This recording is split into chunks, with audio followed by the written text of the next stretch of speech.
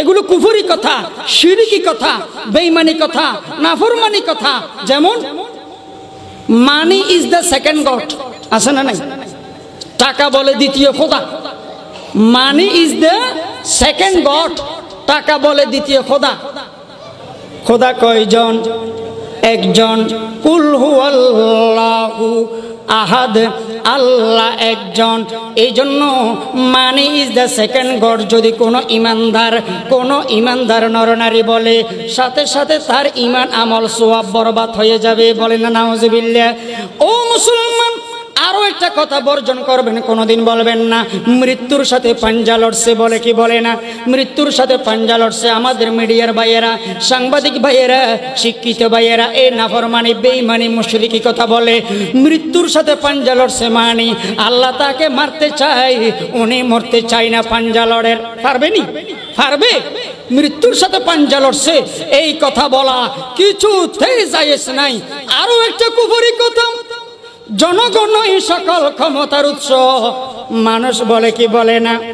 ও মুসলমান ভাইয়েরা, একটু চিন্তা করে দেখো, সারা পৃথিবীর বৈজ্ঞানিক, দার্শনিক, কলামিস্ট, সাংবাদিক, বুদ্ধিজীবী, লেখক, গবেষক, পণ্ডিত, ইঞ্জিনিয়ার একত্রিত করো, আসমান থেকে এক ফোঁটা বৃষ্টি নামাইতে বলো, পারবে? পারবে না। তাহলে জনগণই সকল ক্ষমতার উৎস কেমনে হইল? একটা মশার প্রাণ পর্যন্ত দিতে পারে না, একটা মাছির রূহ পর্যন্ত দিতে পারে না। তাহলে সব ক্ষমতার মালিক কে? আল্লাহ। আরো একটা কথা বর্জন করবেন, ডিলিট করবেন, সেটা হচ্ছে অকাল মৃত্যু। বিভিন্ন লিফলেটে, পোস্টারে, ব্যানারের মধ্যে আপনারা দেখছেন অমুকের অকাল মৃত্যুতে আমরা গভীরভাবে শোকাহত। বলে কি বলে না? শোকাহত হও, এটা জায়েজ আছে। মর্মাহত হওয়া জায়েজ, আহত হওয়া জায়েজ। একটা মানুষ মারা গেছে, শোকাহত হইলে অসুবিধা নাই, কিন্তু অকাল শব্দ মানি, অকাল মৃত্যু বলা মানি আল্লাহ এ কাল বুঝে না। নাউজুবিল্লাহ। অকাল বলা মানে কি? আল্লাহ এ কাল বুঝে নাই। সে কাল বুঝতেছে যে আল্লাহ বুঝে না। আল্লাহ যাকে যখন কবরে নিয়ে যাবে, বয়স কম হোক বেশি হোক, এটাই হবে কালের মৃত্যু। অকাল মৃত্যু বলতে ইসলামে কোনো শব্দ নাই। শোকাহত জায়েজ, অকাল বলা জায়েজ নাই। ও মা বোনেরা,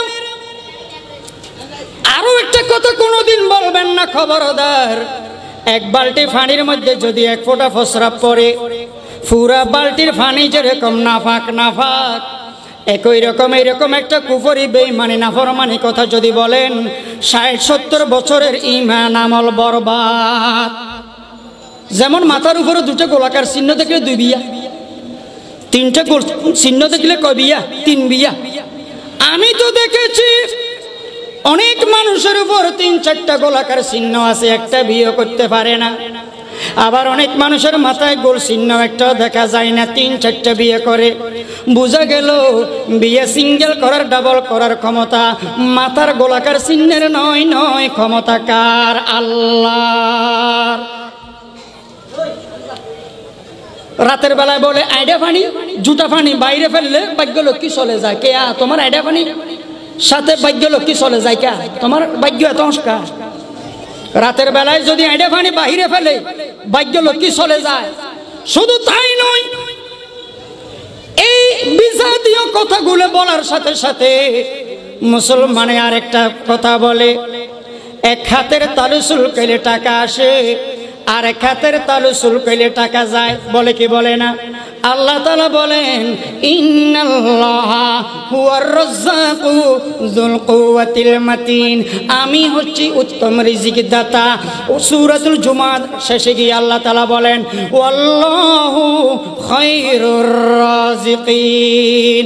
আমি হচ্ছি উত্তম রিজিক দাতা। হাতের তালু চুলকানোর সাথে রিজিকের সাথে কোনো সম্পর্ক নাই।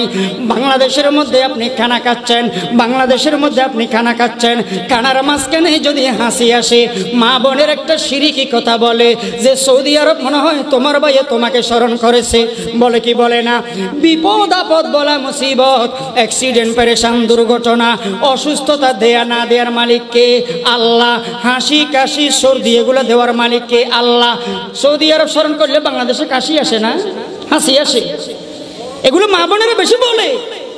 এ বিজাতীয় কথা, নাফরমানি কথা। দুইজন